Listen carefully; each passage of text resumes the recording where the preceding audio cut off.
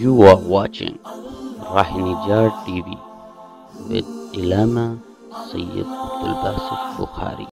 اعوذ باللہ من الشیطان الرجیم بسم اللہ الرحمن الرحیم صلو علی الحبیب اللہم صلی علی سیدنا و مولانا محمد مبارک وسلم صلی علیہ۔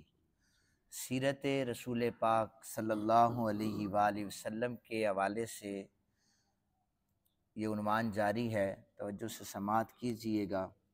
نبی اکرم صلی اللہ علیہ وآلہ وسلم کی پیدائش، بچپنا، پھر اب آج جس عنوان پر گفتگو میں کر رہا ہوں وہ اس وقت آپ صلی اللہ علیہ وآلہ وسلم کی عمر مبارک 40 برس کے قریب پہنچ گئی اور مقدمات نبوت کا ظہور شروع ہو گیا، تاکہ نبوت کا جو بھار ہے اس کو اٹھانے کے لیے ذہنی طور پر سرکار دو عالم صلی اللہ علیہ وآلہ وسلم تیار ہو جائیں۔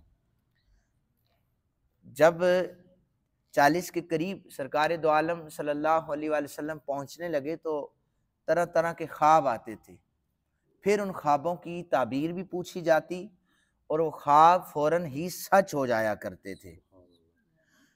اسی طرح نبی اکرم صلی اللہ علیہ وآلہ وسلم کو جب نبوت ملنے لگی تو جب بھی آپ کسی صحرا میں جاتے، کسی گھاٹی میں جاتے تو شجر و حجر آپ کو سلام کا نذرانہ پیش کیا کرتے تھے۔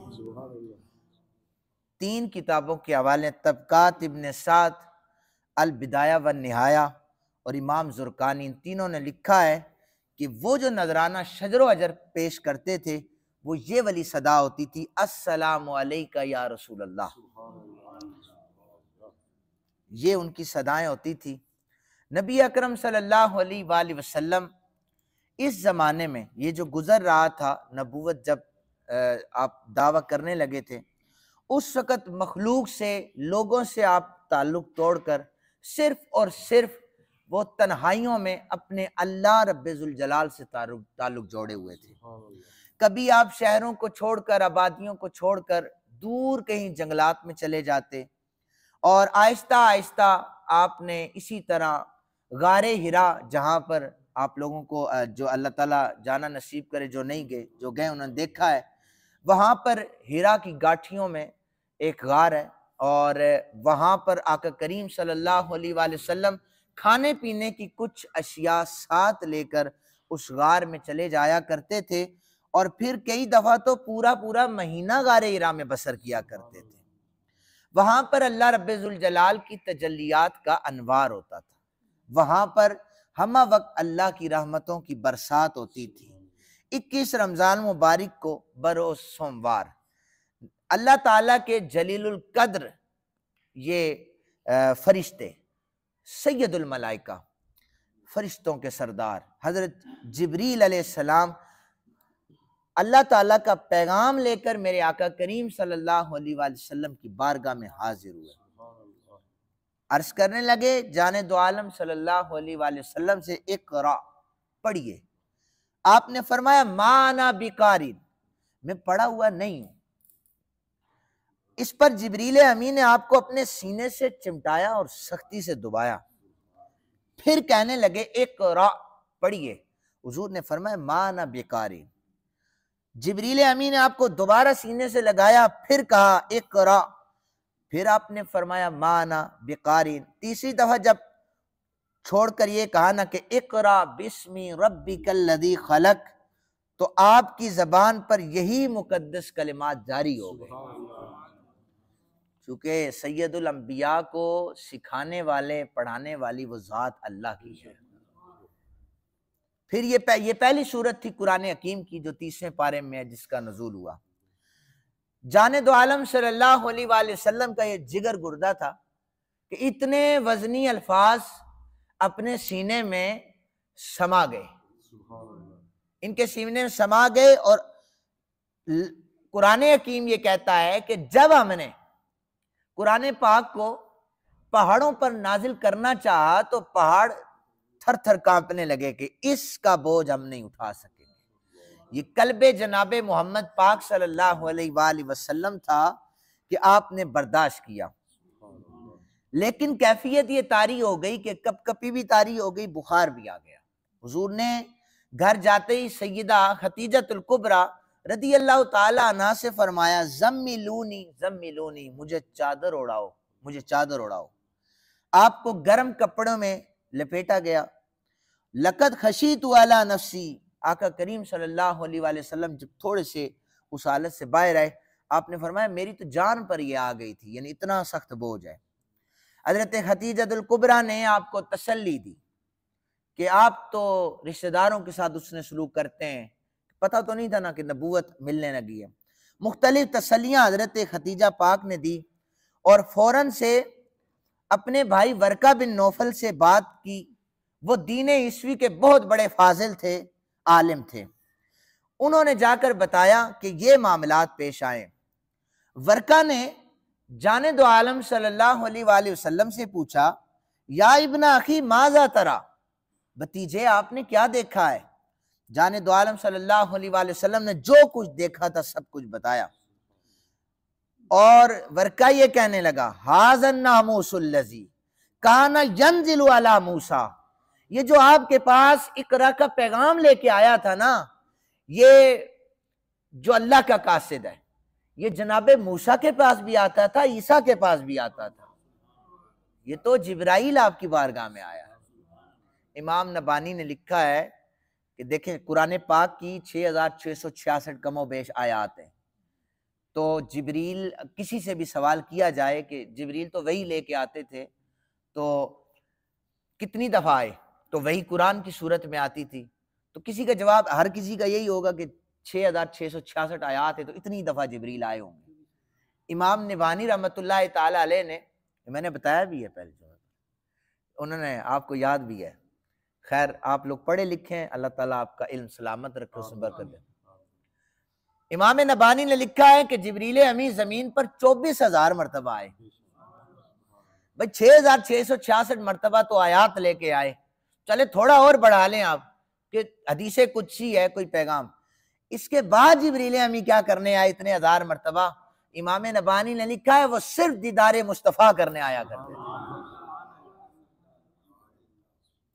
ورقہ بن نوفل نے مبارکباد دی اور یہ دعا کی کاش میں اس وقت تک زندہ رہتا جب آپ کی قوم یہ پیغام سننے کے بعد آپ کو مکہ کی سرزمین سے نکال دے گی۔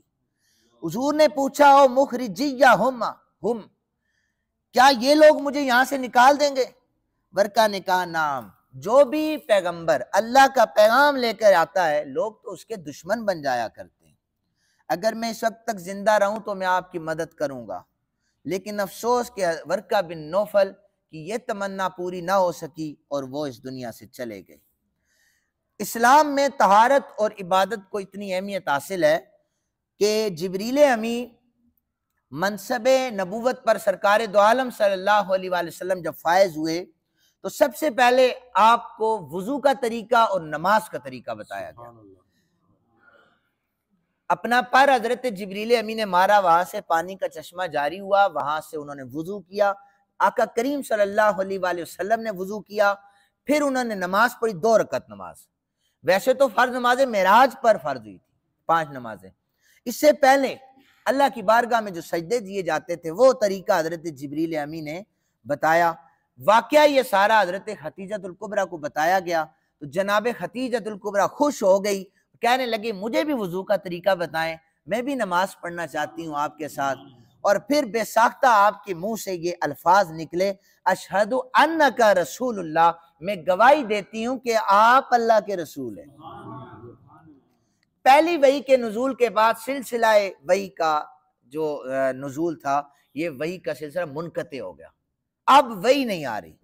میرے آقا کریم صلی اللہ علیہ وآلہ وسلم پریشان ہو گئے، اتنے پریشان ہوئے کہ بخاری شریف میں یہ روایت، یہ الفاظ موجود ہیں کہ کبھی کبھی اس پریشانی میں، یہ میں آپ کو وضاحت اس کی کر دیتا ہوں، کبھی کبھی اس پریشانی میں جب طبیعت بوجھل ہو جاتی تو آپ پہاڑ پر تشریف لے جاتے کہ میں یہاں سے لڑک جاؤں۔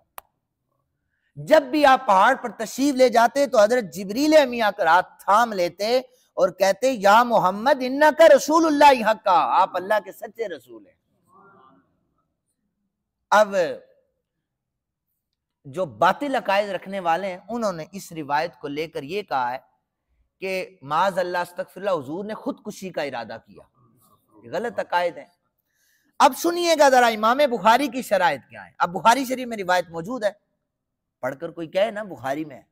یاد رکھیں امام بخاری نے جتنی روایات لی ہیں اگر وہ متصل ہو مرفوعاً وہ میرے آقا کریم صلی اللہ علیہ وآلہ وسلم کے ساتھ ان کی سند پہنچتی ہو، ہم ان روایات کو تسلیم کرتے ہیں۔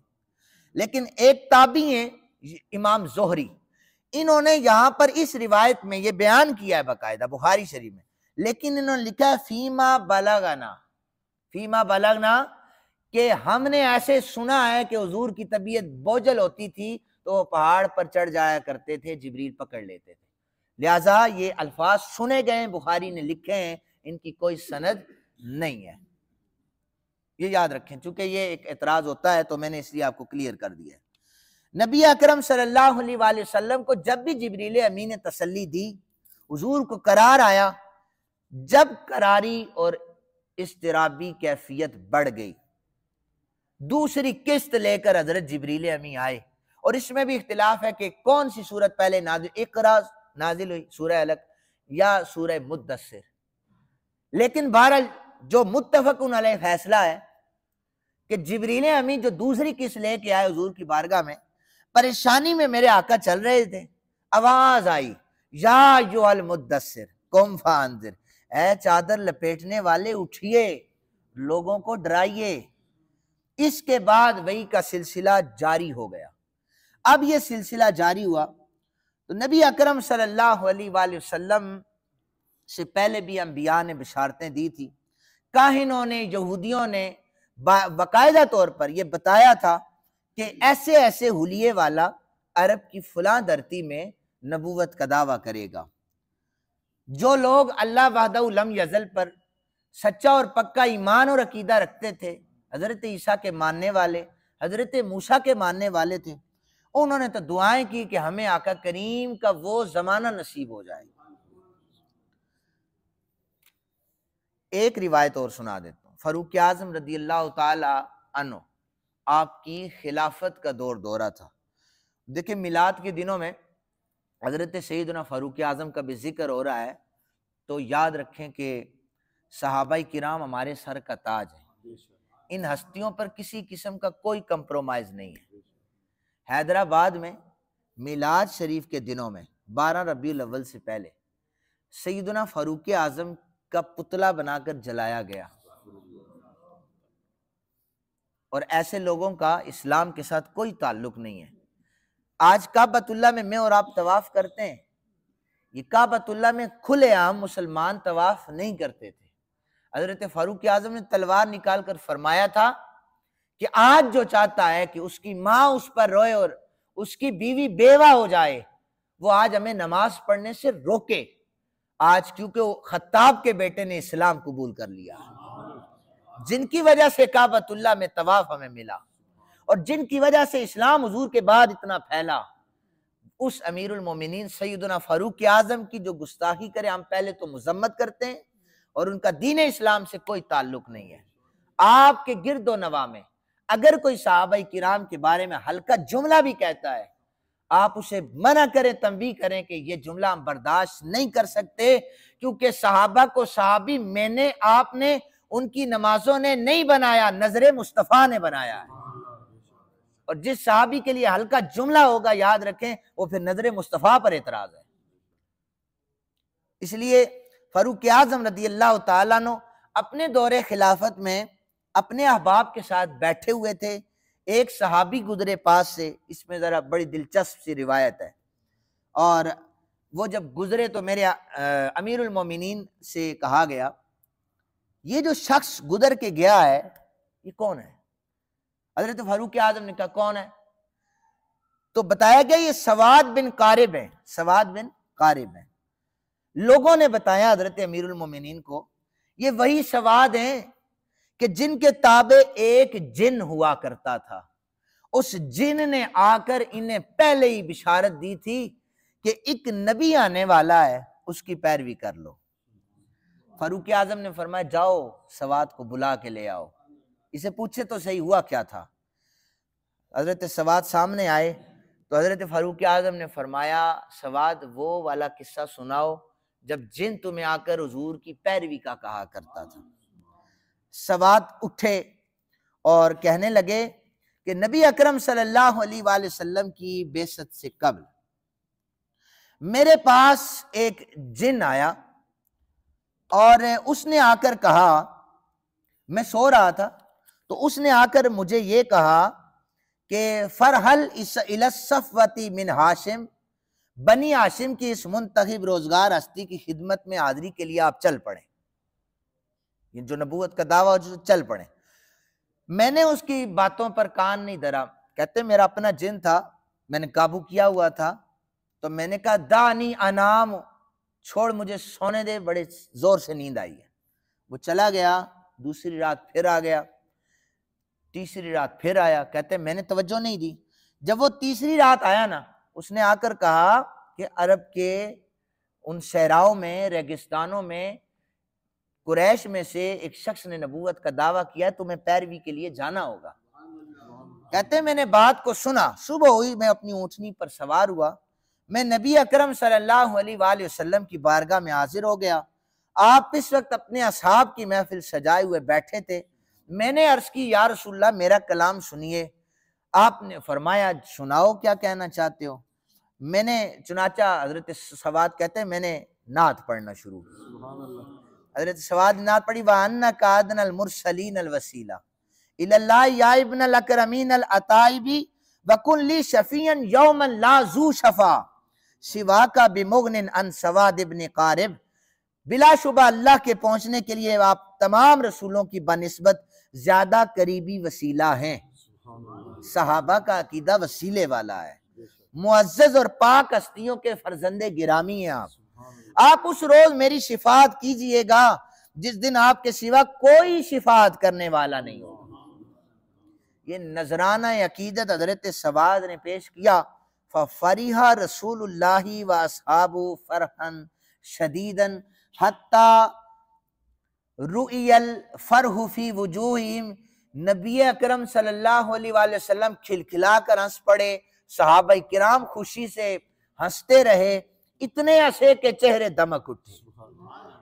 نعت ختم ہوئی نا، نعت ختم ہوئی، میرے آقا کریم نے فرمایا افلحت یا سواد، میرے سواد تو کامیاب ہو گیا ہے، جن کے کہنے پر آیا ہے اور میرا کلمہ پڑھ لیا ہے۔